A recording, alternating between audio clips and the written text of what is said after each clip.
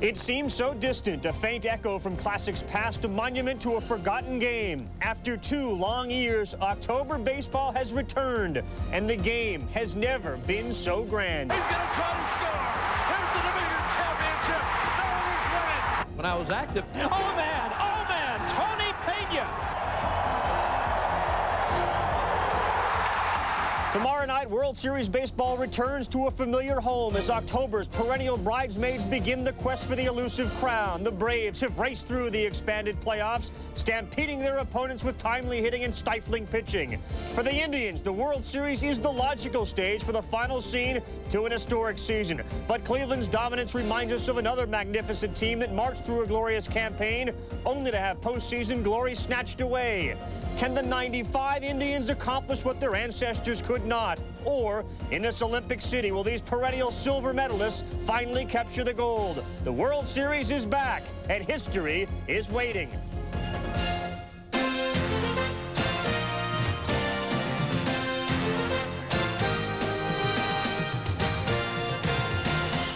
The world's eyes weren't supposed to focus on this city until the summer of '96, but the Atlanta Braves have changed all that. The 1995 World Series begins in Atlanta tomorrow night as the Braves host the Cleveland Indians. Welcome, everyone, to ESPN's Baseball Tonight World Series Special.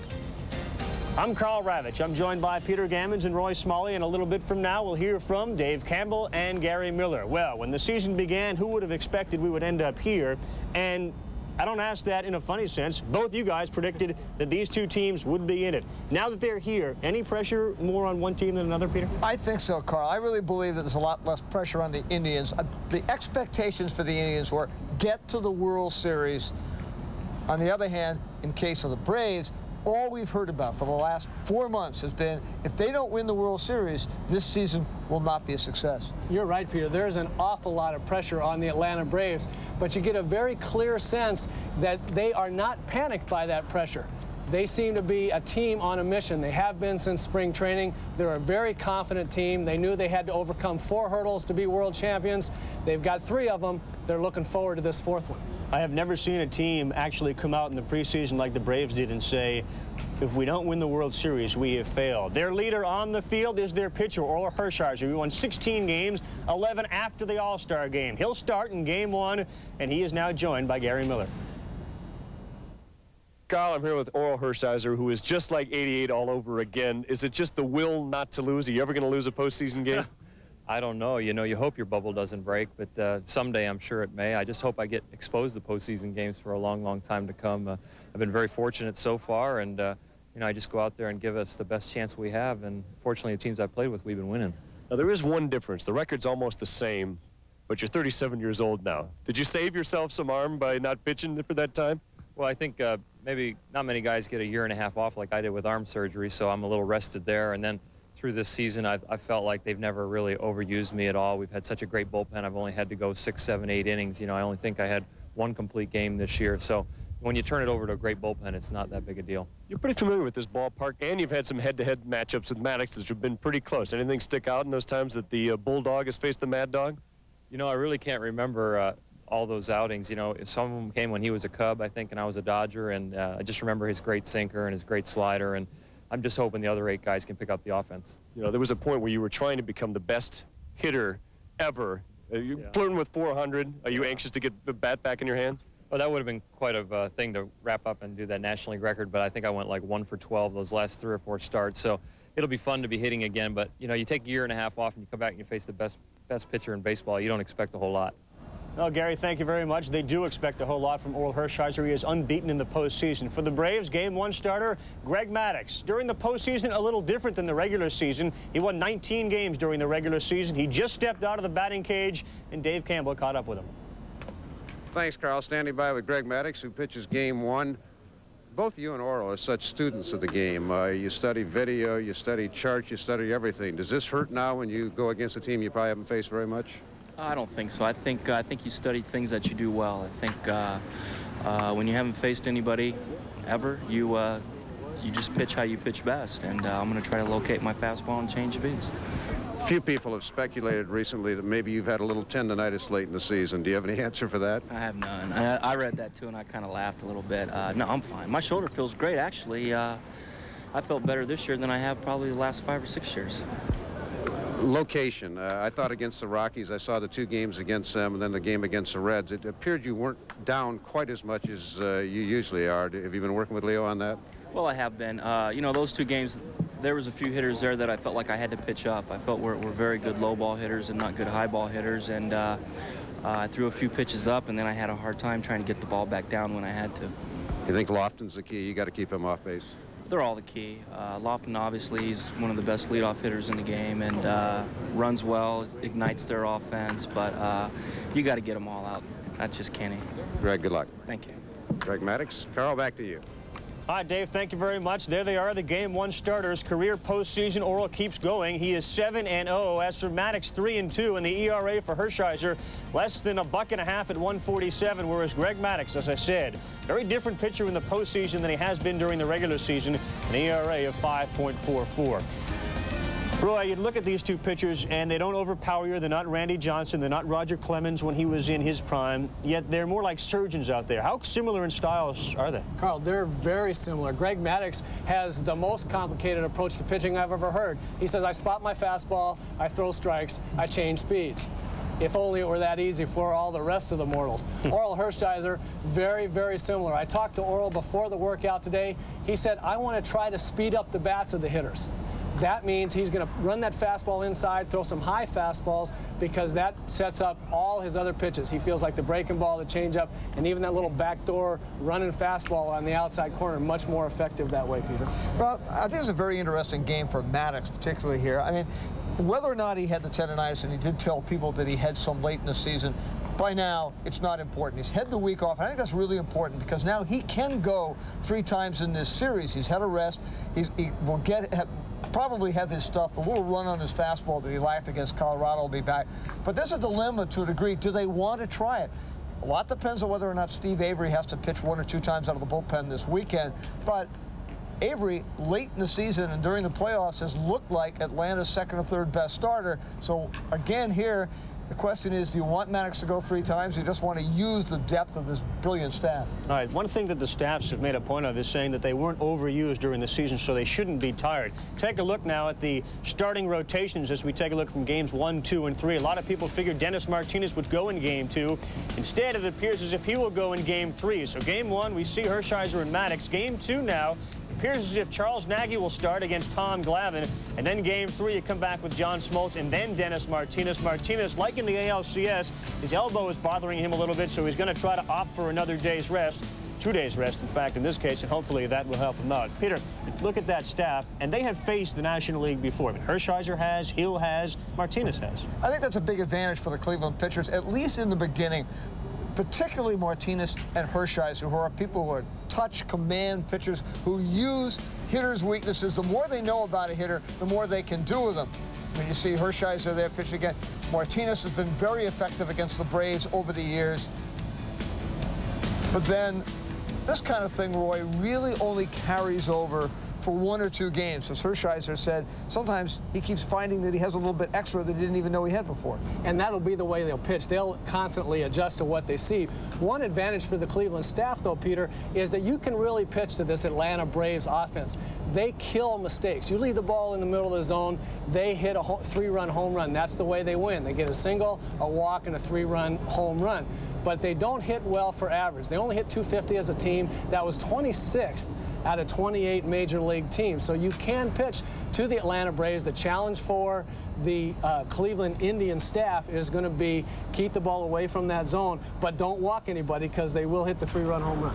People have talked about the Indians pitching, the Indians hitting, and the Braves pitching. The fact is the Braves are hitting higher in the postseason, 307 compared to 250, than in the regular season. When we come back, we'll talk matchups, and one of those focuses on center field. Marquise Grissom and that guy, Kenny Lofton for the Cleveland Indians. The creator, the instigator. A special Baseball Tonight World Series from Atlanta continues after this. Jesse, you're next. I'm all yours. Save it for the stage, Romeo. Carol always gives it to me straight. Like when she told me about my... I told him about Head & Shoulders. Regular shampoos just rinse flakes away so they could come back. Head & Shoulders helps prevent flakes from even forming. You see the difference? You look great. Thanks, but will it get me this part? Couldn't hurt. Head & Shoulders, because great hair can't have flakes. Hey, break a leg.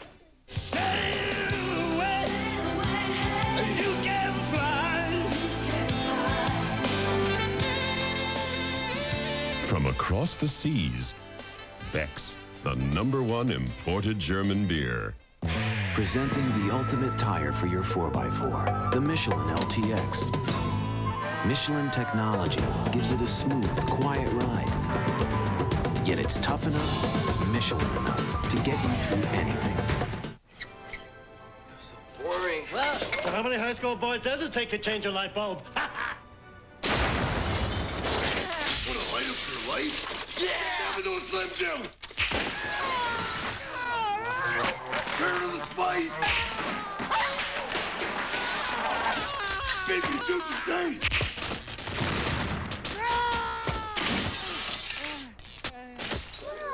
Need a little excitement? Step into a Slim Jim!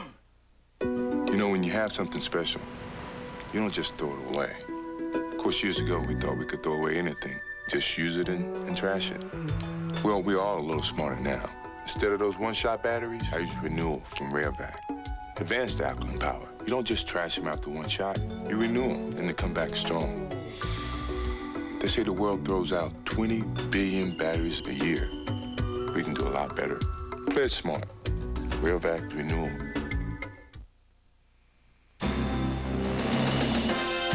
This Baseball Tonight World Series special is brought to you by Head & Shoulders, because great hair can't have flakes. We have a big 3-2 pitch coming here from Eckersley. Gibson swings and a fly ball to deep right field. This is going to be a home run. Unbelievable! A home run for Gibson. And the Tigers have won the game 5-4. I don't believe what I just saw. Are we headed towards more of that October magic? Orel Hershiser in 1988, while Gibson provided the offense, Hershiser the pitching. He was the MVP, tremendous in both the League Championship Series and the World Series, and he has already taken step one in 1995 as he was superior in the Mariners series. Peter, we talk about pitching there with Orel Hershiser, leadoff man. He's going to have to face Marquise Grissom. How difficult is that? I think it's a very important thing in this series for the Indians to stop him and let's allow the solo home runs in the middle of the order. The question is going to be, do these veteran pitchers have enough left at this time of the year to be able to pitch up to Grissom? He's a great low ball hitter. He's a very good breaking ball hitter late in counts, but he's really more of a three-hitter than he is a one-hitter with all that great speed. I mean, you look at the leadoff, the Braves, lowest on-base percentage for the first three hitters in the order. So it's very important for them to get those guys out before McGriff and Justice and Klesko have the chance to go deep. On the other side, you look at Lofton as leadoff man. Then you get into the 2, 3, 4, 5 guys. You got Bell, you got Baerga in there, Eddie Murray. As far as people think, the bullpens may play a big role here in shutting those guys down. Mark Wohlers, untested. Mark Wohlers has been absolutely great down the stretch as a closer for the Atlanta Braves, but he's not automatic against these Cleveland Indian hitters. When he's on, he's throwing about 98, 99, but usually it's up here. If the Cleveland hitters lay off that pitch, make him get the ball down in the zone, it's more around 94, and that's not too hard for the Cleveland Indian hitters. Key for Wohlers, throw another pitch over the plate. Breaking ball, change up, some other pitch, and he can get the Cleveland hitters out. On the other side, the Cleveland bullpen, we all know that Jose Mesa has been absolutely terrific, but I think it's going to be this guy, Paul Ossenmacher, that could play a great role in the Cleveland success in the bullpen. He comes on to get left-handed hitters out, just like you see him there against Griffey, but he can get right-handers out. That little breaking ball that he drops toward the back foot of the right-hand hitters is very, very effective. And Carl and Peter, with the abundance of left-handed hitters in that Atlanta Brave lineup, you're going to see Ossenmacher a lot. Maybe an inning and 2/3 several times during the season, I think. Carl, you know, we make an awful lot about the starters in this series, and both teams have the best starters in their leagues. Both bullpens have been great. To me, Wohlers and Mesa have been absolutely amazing stories, but they're still untested in the World Series. You sort of come down to believe that somehow in 2 of the games in this series, it's going to come down to one of those relievers getting beaten, or one of their deeper, one of the middle guys giving up the big home run in extra innings. I think we may see the series decided in the bullpen. Interesting. Roy talked about the fastball being up here in relief. Well, for the Indians, a different story is Tavares starts you down low. Then all of a sudden you come in with Mesa, and he's back up around the eyes, and that's what makes the Indians bullpen so effective. When we come back, we'll turn it back over to the starters. We'll send Roy down on the field, give him a bat, and find out how the hitters are going to deal with these starters and what they can expect. Orel and Maddux, how tough are they? Stay with us. It's Boogie! We've got tunes with attitude. We've got tunes under us. They're aboard the USA. Cartoon Express.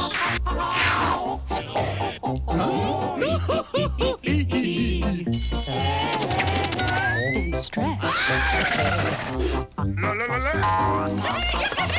Tune in to the USA Cartoon Express. Whole radical, dude!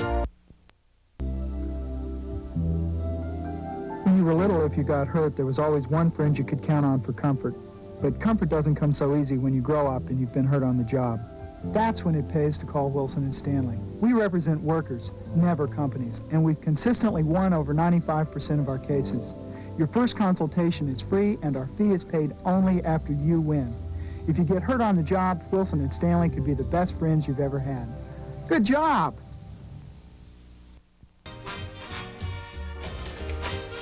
Candlestick Park. Giant Stadium. Soldiers Field. Art, it's sushi. What the hell is that? I've never heard of it before. Something new they're trying at the Murph. It's not gonna work. It's football, you know. Don't look cooked.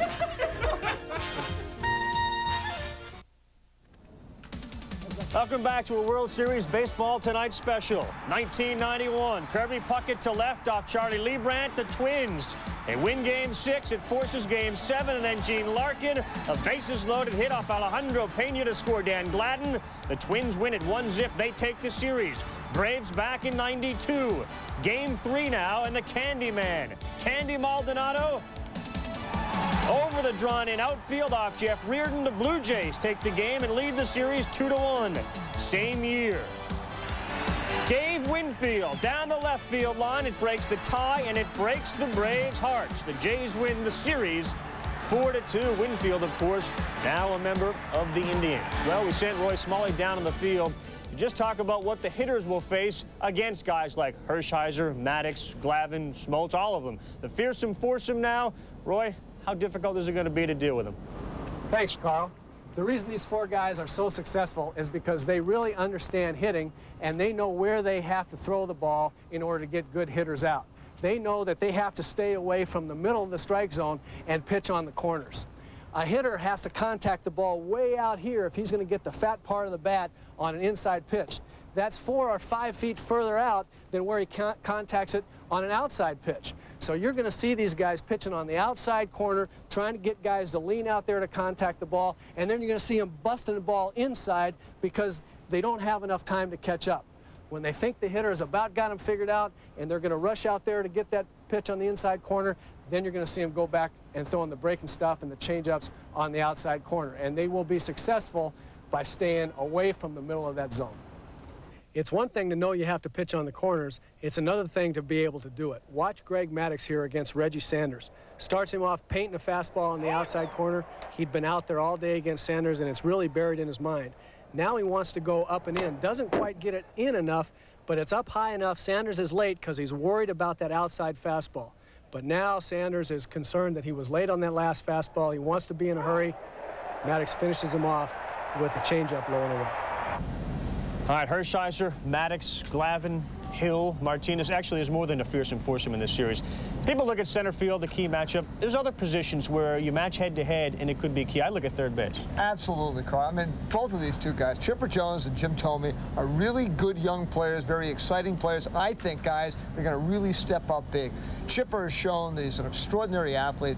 I mean, yeah, the guys can throw change-ups and maybe fool him a little bit with breaking balls, but I think he's a big prime-time player, and I think Thome may be the same. I don't think he's going to have that much problem with Glavine and Avery, particularly Glavine. We know is 100 points higher against left-handers and against right-handers. But he's a very dangerous guy, and after you get through the middle of that order, if you don't know how strong this guy is and how good he is at hooking the ball out to right field, he may really do some damage. And both guys appear to be able to hit in cold weather. So much for hot Atlanta. The temperature here now, 40 degrees. Temperature for game time tomorrow supposed to be the same. When we come back, we'll check on the history and put the Indians in historical perspective. Just how good is this group featuring Albert Bell? Are they as good as the great teams gone by? Stay with us as ESPN's World Series Special continues. Presenting the ultimate tire for your sport utility vehicle, the Michelin LTX. Michelin's technological advances in sidewall and tread design give it a smoother, quieter ride than you might ever expect from a 4x4 tire. Yet it's rugged enough, tough enough, and Michelin enough to get you through anything. The LTX series from Michelin. Boring. Well, so how many high school boys does it take to change a light bulb? Want to light up your life? Yeah! Have those Slim Jim! Turn to the spice! Baby, do the taste!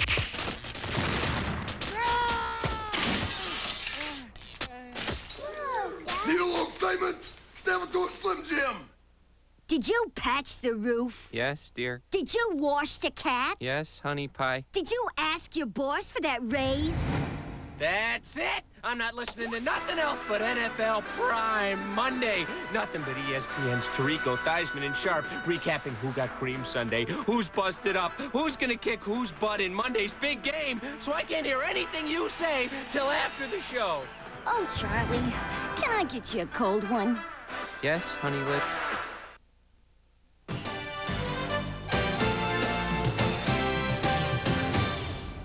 Welcome back, everybody. The Atlanta Braves have been to the World Series 3 of the last 4 years it's been played. The only time they didn't, 1993, they won 104 games. But neither that team or any other of the Atlanta clubs will be considered amongst the greats. They didn't win a World Series. The Indians of 1995 win 100 games during the regular season. If they don't win the World Series, are they staring the same fate in the face? Here's Keith Olbermann.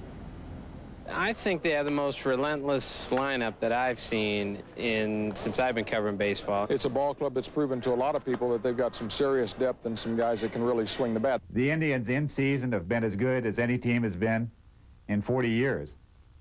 Now we'll see whether they're a great team or not. Exactly. Do what the Indians did this season, lose only 44 times, and people who think baseball history began in 1969 will presume you are the greatest team of all time. In fact, this year's Indians at 144 had the 11th best winning percentage ever. But what does that mean? Unless they win the World Series, they don't go to that place in history with great teams. There are a lot of teams like that. Take the teams with the top 20 one-loss records who went on to the World Series. 9 of them lost the World Series. 4 of the top 7 lost the World Series. You can't become one of the great teams ever by what you do inside the season. You have to do it in postseason. You have to do it over a period of years. Then again, offensively, there was something unprecedented about the 95 Indians. The most amazing thing is Albert Bell. I never in my life expected any player to hit 50 homers and 50 doubles in the same season. That's an astonishing thing. The only other player who came close to doing that was Lou Gehrig in 1927 with the Yankees. Ah, the 27 Yankees. Gehrig and Ruth's 60 homers, more than any other team that season. So what about the home? Per game, the 95 Tribe is amazing. 1.44 homers per. Of the great team nominees, only the 61 Yankees of Maris and Mantle were better at 1.48. What about margin of victory?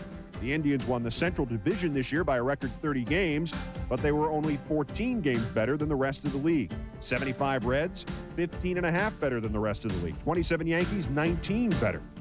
Curiously, it may be pitching that gives credence to the candidacy of the 95 Indians to be among the all-time great. There's no other great team in baseball history which has a bullpen that could match up with Mesa and Poole and Ossenbacher and Plunk and Taveras. Suppose that all the greatest teams ever were to get together for a kind of Super World Series. That would be what you would point to as the Indians' greatest strength, the one thing they have nobody else has.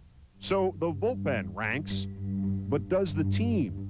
The best answer may be stay tuned. We have a great ball club here, and I don't say it's great as the 1927 Yankees or the 1948 Indians or anybody else. Could be, but let's see what happens in the series, and I wouldn't want to make any dumb predictions. From a veteran of the statistically greatest Indian team of all time, the one that was swept in the '54 World Series by the Giants, those words should be a lesson to us all. Thank you, Keith. And just how do the 54 and 95 Indians stack up? Well, if you take a look at their overall record, 46 losses in 1995, 47 in 54. If they sweep this series, you're looking at a 111-46 mark as opposed to 111 and 47. We talked about the Indians' offense. We talked about the Indians' pitching. We talked about the Braves' pitching. What we don't talk much about is their defense. And one of your favorite themes is strength up the middle. You start with the Braves' pitchers, and then you go from there. You build every great team with a strong backbone, defense up the middle. The Braves certainly have it, and it's led by their little guy in center field. Bobby Cox says he's simply the best center fielder in the game. Marquise Grissom, a la Willie Mays, he can go get it anywhere in the ballpark.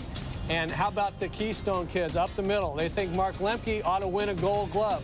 They made 8 double plays against the Reds and beating them 5 in the first game alone. With that great pitching staff, it's the defense up the middle that allows the pitchers to be as good as they are. They make the outs, they get the outs they have to have. Right, we talk about one small thing leading to a loss, and maybe it's either in the bullpen or something, a breakdown somewhere. I think defense is something the Indians have to worry about, particularly in this cold weather in Cleveland. I mean, listen, the shortstop is a tremendous defensive player. The center fielder is as good as there is in the game. Their catchers are superb. But at the corners, both in right and left field and at first and third base, there are defensive cracks. And in some game, 8th inning, tie game, one ball that gets away, it could determine the series. Eddie Murray, of course, will be at first. He's played more games at first than anyone else. Don't know if that's going to be a factor. Omar Vizquel, we saw him bare-hand the ball in Seattle. He probably won't do that here because the ball just doesn't bound as natural off the grass. When we come back, some final thoughts from Peter and Roy and myself. You're taking a look at the Braves, who are dancing and warming up because it is cold here, and we're in Atlanta. Stay tuned. Baseball Tonight World Series Special returns.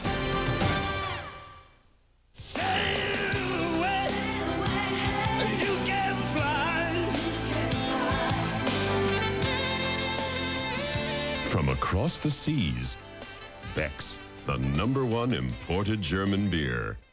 Time changes. Nothing lasts forever. Either you change or you get left behind. Today's technology is amazing, but the batteries got left behind. Well, Ravech changed all of that. Renewal. They're alkaline like regular batteries, but more advanced. You can renew them, reuse them, and they come back strong. It's so easy to throw them in here. Why would I throw them out there? Play it smart. Ravech Renewal. Nutrageous from Reese's. Peanuts, milk chocolate, caramel, Reese's peanut butter. Nutrageous. Give your mouth a party. You've seen the Game Day crew on campus with Lester. This week, catch him in South Bend at Notre Dame. Saturday at 11:30 Eastern. You are gonna watch. Right, Lester? Tomorrow night, Game 1 of the World Series, and that is 20 years ago to the day. Tomorrow, Carlton Fisk off the foul pole in Boston. The Red Sox win Game 6 in dramatic fashion. Yes, he wished the ball fair, but all his wishes could not give the Red Sox a World Series title. 75, an important season for baseball because of the dramatics. This has been a great postseason so far as well. Well, Carl, I think this is the most important World Series since 1975. In 1975, baseball was coming out of a serious recession. This game sparked it back. We are now coming out of a depression. We've had a tremendous postseason. Now I hope there's a crescendo to a tremendous final act. A rarity, the two best teams in the game. It has been a tremendous postseason, and this has all the elements of a tremendous World Series. Somebody in every World Series, a player or two, steps up and is sensational. With the talent you have on these two teams, there are 10 or 12 guys that could be the candidates to step up. Which one or two of them will it be? Don't know, but somebody will absolutely thrill the viewing public. I hope everybody's watching. And so much has been made about the fact that these teams don't know each other. Well, that's good. Let's let the skilled players and see who's best win it out. For Peter and Roy, I'm Carl Ravech. Speed Week is next.